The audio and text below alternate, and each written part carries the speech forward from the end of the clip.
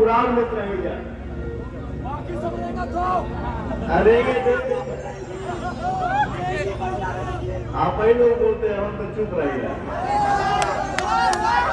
फिर भी कुछ ना कुछ मार्केट में बोलते रहे। भाई हमारे अपनी के दोस्ती के बीच में, हमनी के भाईचारा के बीच में, हमनी के भाइयों के बीच में लोग अभिमान लोग आज के ध्यान आ गया।